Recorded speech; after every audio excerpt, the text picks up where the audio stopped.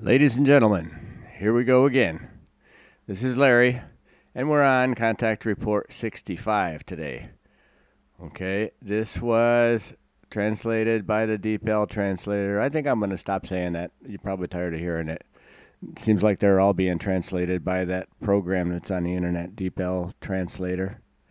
So we'll just say corrections and improvements made by Catherine Mossman and Joseph Darmanin. And the contact people are Ptaah and Semyazi. Now, I did a history of the Earth yesterday, and there was an awful lot of stuff. Let me try to straighten this out between Semyazi's family. Okay, Semyazi, she has a sister, Ptaah, and their sister lives on the Great Spacer with her dad. Her dad is Ptaah. Okay. Her grandfather is Sfath, S-F-A-T-H, Sfath. Okay? Well, there was also a Ptaah way back in history, like this Ptaah's. Anyway, there was another Ptaah way back in history, but that's not her father. So the lineage goes Sfath, as far as I know, then Ptaah, and then Semyazi, and Semyazi actually has two siblings. And I'm not sure about any more from there. But I know Semyazi doesn't have any children. At least she didn't at the time of these contact reports. So we're going to get on with Contact Report 65. Okay, Saturday, 23rd October, 1976. At 02:47 in the morning. That's 2:47 a.m. Semyazi, let us go inside. It's very cold out here. Billy, as you like. Who else is in the ship? I cannot see the figure. Semyazi, my father. He wants to talk with you. Billy, that is a nice surprise. What is so important to talk about? Semyazi, you will see. Billy, okay. Ptaah, how happy I am to see you. Greetings and a heartfelt welcome to our barbarian planet. Ptaah, there is great joy in me, for you are a dear friend to me, whom I like to see. I thank you for your kind words. Greetings. Semyazi, today you both have a somewhat strange form of greeting. Ptaah, it probably results from the situation and the mood. But now listen to me carefully, my friend. I was called by my daughter to clarify various incidents. In particular, these are quite bad machinations of recent times, based on elements that endanger your life. Billy, you speak of the odd tracks and the incident in Winkelright near Wetzikan, where this light body from a ship unknown to me sailed down on me? Ptaah, that is so. That is what we are talking about. But let us start at the beginning. By my order, different members of your group and also outsiders were led by thought impulses to certain emotions. These were designed to grasp threatening events and to influence you in such a form that you do not undertake any major journeys in the near future, especially not those that are connected with lectures related to our existence. I remember the lectures, they were a test basically to see if it wasn't a test on Billy whether he could do it, I don't think. It was a test on the earthworms, whether they were able to handle that and to see how much resistance he'd come up against by putting on these lectures. Anyway, you yourself were also captured by these emotional impulses of your group members and consciously received them as well. But as I was able to analyze, you were very reluctant to do so, even though those around you also tried to keep you from your intention. You are quite stubborn and unreasonable in this regard, for when we strive so much in such forms for the prevention of an impending event, then you should also act accordingly and not work against your feelings. We know very well what we are doing and why we are doing something. It does not come by chance and not without sufficient reason, because if you would undertake your intended journey, then you would be extremely endangered. Some evil elements are prepared to kill you because you have made them very uncomfortable. That's to say the least. He's made 90% of the Earth population uncomfortable. But anyway, this is a reaction to the fulfillment of your task, which you unswervingly carry out despite all counteractions against you. But this endangers certain elements that want to spread with their world-shattering intentions. Through the many publications in publication bodies around the world, an extraordinary number of people have become aware of our existence and above all of you, and even governments that even until now or recently were still negating have changed their previous negative efforts into the opposite. As a result, various states have made great efforts to clarify matters and have come across things that they had previously dismissed out of hand. They also learned that in some countries there are earthly interest groups at work that can boast of higher technological development than is generally the case in the rest of the countries on the earth. Almost abruptly, it came to pass that at various points on earth there were stations of those elements and private circles of interest that seized the plans of the flying discs at the end of the last World War, namely in Germany and Canada. These elements, however, which have built stations in inaccessible places for the Earth humans and have developed quite airworthy devices there from the stolen plans, now feel extremely endangered by the investigations of certain countries, and they fear that you could give exact information about their existence and the coordinates of their stations if you were to be questioned by any intelligence agencies involved in these investigations. So the ones that built the earthly ships from the Nazi plans, from the German plans, they're afraid Billy's going to spill the beans to the governments, and the government's going to come get him. So they want to take Billy out. That would mean that armies could be set in motion to destroy the stations and get hold of all their achievements. I just said that. Okay. But to prevent such a step, a special group in Brazil is trying to shut you out and to push you out of this world. This is a group of fanatics led by a man from Germany called Dunberg. His far-reaching relationships also guarantee him many followers in the mentioned country, where a large number of people are constantly influenced in negative form by technological equipment and who, not knowing why, turn against you and your task and constantly try to destroy our mission. Bertossi and Ahrens belong to these influenced elements, as well as various other people you know very well who are constantly receiving the latest information through very unethical channels. In particular, the source lies with Margaret Rufer, who may not be deliberately treacherous, but in a thoughtless and extremely autocratic manner spreads all knowledge and every message from your group and lets it reach channels that work against you all. These then strive to falsify all material, to clothe it in lies, and to spread it in a very wide form. But if you would not change your mind and therefore go to your intended lecture, then you would, on the one hand, promote these things, and on the other hand, conjure up an event that we could not control. So Billy's still trying to do lectures, even though he knows it's just a test for the earthworms, just to evaluate whether they could handle ETs or not.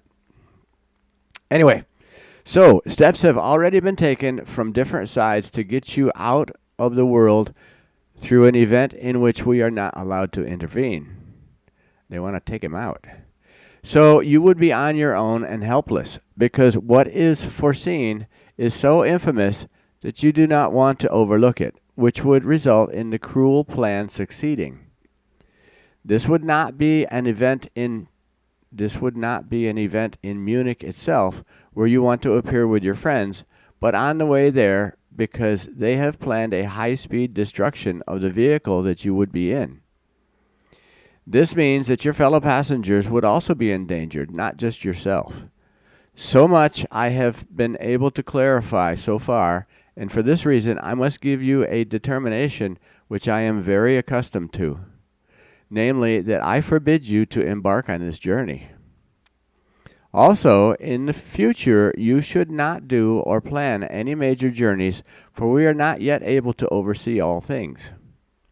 This may take several months, and until then, you should refrain from giving any lectures outside your home and from traveling outside your home country. Should you not do so, then I would have to intervene personally and try to prevent everything. Your stubbornness in pursuing the goals you have set yourself and in keeping a promise you have made is admirable and quite good, but not in these things. Remember, on the other hand, that we are constantly striving to use our capabilities to the best of our ability for your benefit, against which you should not resist. In the future, do not chasten your feelings of foreboding, but live by them and follow them as you have learned. If something doesn't feel right, you need to get out of there. Okay, but if you act contrary to this, then on the one hand, you consciously create evil for yourself, and on the other hand, you burden us with unnecessary extra work. Last but not least, there is always the danger that we do not control all things and then understand what could be to your detriment. Already once, we could prevent a malicious event in the last moment when you and your friends drove the same way, which you wanted to drive also today. You may remember that the wheels on your friend's car suddenly started to jump because the nuts had unscrewed. That was not a carelessness on the part of the repair shop workers, as you suspected, but a targeted attack on the lives of your friends and, above all, on yours. I myself tried to clarify these things because everything seemed a little strange to me.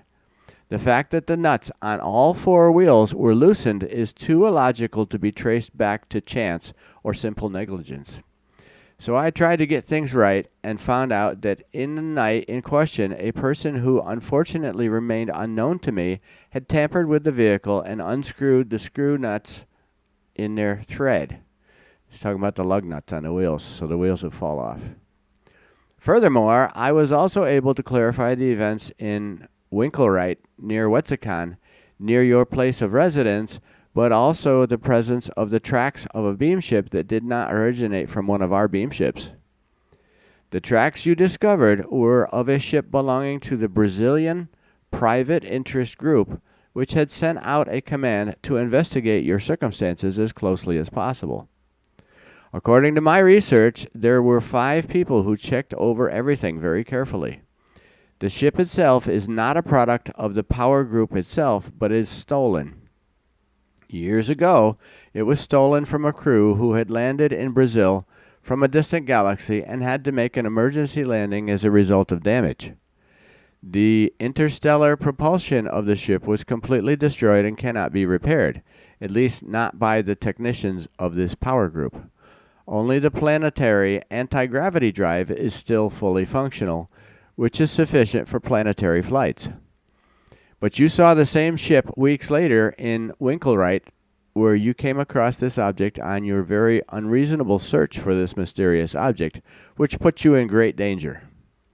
There were 2 men out in the field watching your approach, which was easy game for them, because at that time they were watching you all the time. Wanting to kill you, they prepared everything and guided you to the place of the planned event. It was your luck that in the dark night you cautiously drove your vehicle without light, for only because you were not exactly visible in the darkness, the shot from a rifle missed you. The fact, and we saw that in the previous contact report, somebody shot at Billy and it hit him in the chest.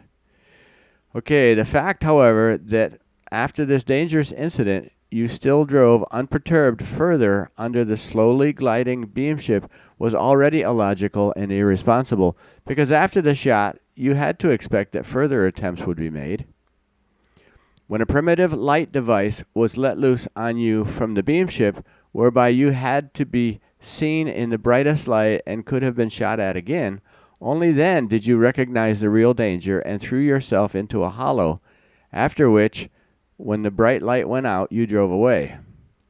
In this illogical action, I want to make you aware of the fact that, as usual, you suffered greatly from fatigue and had no knowledge of the real connections of things. So I do not want to rebuke you for this, but recommend that you adjust to these new moments in the future and secure yourself to the best of your ability.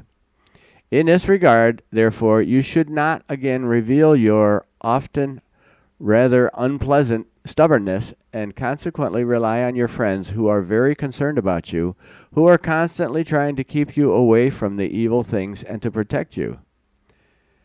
Let them be responsible for the things of technical protection, since they strive to help you and give you security through the purchase of means of distance communication. But you resist their efforts in a very stubborn and unreasonable manner, only because you find the purchase price too unfair. But you do not understand anything about these things, and you should not touch them either. Your anti-materialism goes beyond your own life, which is why you should not have a say in these things. If you are asked whether these means of communication, which you call communication devices or radio devices or similar, are useful, then you should truthfully affirm this, as you have also done to my knowledge. I think we're talking about CB radios. Billy got to the point where he was carrying a handheld radio with him all the time. However, you should not express yourself with regard to financial matters because you do not understand anything about them, which you know very well. In addition, it is a great need for your friends of both sexes to know you are in safety, which is why they all want to make an effort to acquire the means of communication that have become necessary, but which you undermine by your stubbornness with regard to the financial concerns that deter you and are incomprehensible to you. I guess he doesn't want to spend the money to buy the radios. You should think about that, and indeed quite quickly. Follow this advice as well as the one that you should never go unarmed into the wider surroundings of your house. If you should not do this, then all your friends would have to make every effort without your consent and simply make you face the facts as they did an hour ago, which you will experience when you return to home. Your friends have done what you should have done a long time ago, but you will see what I mean. With that, my friend, I have explained everything to you. Billy, it was quite a lot. I know, I'm an idiot, but ... Ptaah, you should not humiliate yourself in this manner. Your anger against yourself does not entitle you to it. Billy, okay, then not. I know that I have made a serious mistake, and in the future I will act on your instructions on these matters, or I will just keep my mouth shut. I really deserved your sermon. I was quite stupid. Semyazi, sure, you can call it that, even if I do not feel so myself. It is very clear to me that you let your feelings guide you because you did not want to disappoint your very dear friends in Munich, and because you are also very aware that you have to fulfill your task even under dangers. You cry in yourself, that is what I feel. I am very sorry for you, but it really has to be like Father told you. Your fulfillment of tasks is much more important than the anger of some fools who will insult you and your friends who will visit you today. Wait for them to come, and you will see that they are fully understanding.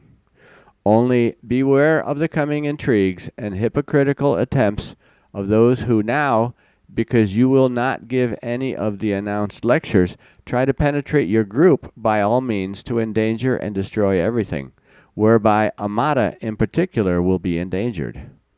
Remember that the opponents will work very quickly and will not let 2 days pass before they make their first advances. Billy, I do not quite get what you want to say. Semyazi, sure, it is also very understandable to me. You are on the one hand very tired and on the other hand so emotionally agitated that you are no longer able to think clearly. But in a few hours you will find out what all my explanations mean. At the latest, on Sunday, you will see clearly. Billy, well, then I will wait until I am reasonably normal again. Semyazi, there was no mention of you not being normal. You are simply overtired and angrily dejected. However, that will resolve itself very quickly because tonight you will have many and your dearest friends with you. They will help you. Billy, you speak in riddles. Semyazi, you will see. But now to something else. Meanwhile, it was possible for me to take care of the concerns of Eloa and Carlo Dish. In connection with a station on Proxima Centauri, it turned out that all Eloa's records are stored there. The records say that Eloa, E-L-H-O-A, was in brief contact with 2 Earth humans. A Carlo Dish, however, was not one of them. Contrary to the things that Carlo Dish mentioned to you, great doubts arose for me and my father regarding these statements. So we took a closer look at the man and found out that all his expressions, also in many other relationships, originated only from his own imaginative brain and that he had never seen a beam ship or been in contact with an extraterrestrial intelligence. Everything is a lie for the purpose of self-exaltation and his pronounced urge for recognition, which has already brought this man an unusual amount of evil. Also, his offer of work for your mission is based on unjust things. On the one hand, also in his irrepressible urge for recognition, which seems like a pathological addiction to him, and on the other hand, in his irrepressible desire to obtain enormous financial advantages with everything and everyone. His dishonesty is so pronounced that he would lie to and deceive even the best friends if he had such friends. Billy, that is hard, especially for him. Semyazi, sure, especially if you give him my statement. Well, he doesn't have to give him her statement. It's in the contact report. Anybody can read it. Unfortunately, like you, we are constantly being deceived by Earth humans, which will probably continue to be the case in the future. Billy, I will certainly do that, and with your last statement, you will probably be right. Semyazi, that is my wish, although I fear that he will not let himself be instructed and will continue in his old ways unperturbed. He is truly fixed in all his actions to such an extent that he is already no longer able to separate his swindles and lies from the truth and accepts them as real reality. Like they say, you tell a lie so many times, you start to believe it yourself. Billy, this is bad, but we have already suspected something similar. I feel very damn sorry for the man, as well as for Hans Jacob, who somehow still lies in my stomach and keeps me busy. Semyazi, you will hear from him shortly. Oh, not Hans Jacob again. Billy, oh, good grief, that too? I do not want to have a row with him. Semyazi, his appearance will be of a different nature. You will see it. Billy, okay, I do not like thinking about him now either. I have a lot of other worries and problems. Semyazi, sure, but they will resolve very quickly. Ptaah, that will be the case, but do not let yourself be tempted to be overconfident because the cosmic influences are very aggressive at the moment, and you have a hard fight ahead of you until the middle of next year. Your dear friends staying with you will tell you more about it. The time will be very difficult and full of dangers, so be careful and cautious in all things, as you were advised by my daughter at the beginning of the year. Billy, you mean Martin and Mara? Ptaah, you say it. You know very well. Billy, of course. I am supposed to give you all my best regards from all of them, but also from all the others, and of course, especially for you, girl, a very warm greeting from my dear friends in Munich. Ptaah, it is a great pleasure for me to receive these greetings. Pay tribute to all of them, also my joy, my love, and my thanks. Billy, of course, I will gladly do that. Semyazi, you should also express my feelings to them. Billy, I will do that too. Ptaah, you stay here with my daughter for a few more minutes. In the meantime, I will take care of your vehicle myself and examine it. Billy, it is certainly not sick. What do you want? Ptaah, You are illogical. Your vehicle cannot get sick. Semyazi, laughing loudly. Father, this is supposed to be a joke. Ptaah, huh? I do not understand. Semyazi, I will explain it to you later. Go on now. You want to see if any devices for locating and bugging, etc., have been secretly attached to his vehicle. Oh, they're thinking that they put tracers on his moped. Okay, Ptaah, that is so. It must be so because during your last visit you were harassed, as you told me. Semyazi, sure, but there was another reason for finding us, namely the very primitive technical communication devices that the pursuers had used and that we could locate. Ptaah, still, I will check. Billy, thanks, Ptaah. Then I can save myself a lot of work because I always look around my vehicle myself, but I have not been able to find anything yet. So they're already thinking that his moped's got a tracer on it somewhere. Billy was already thinking that. Ptaah's going to go out and examine it, make sure there's no tracers on it so they can't follow him out to his contact reports. Anyway, that was contact report 65. And we're going to get on to 66 here when we get some time. Maybe even here this afternoon. All right. Have a great day. This is Larry signing off. Bye.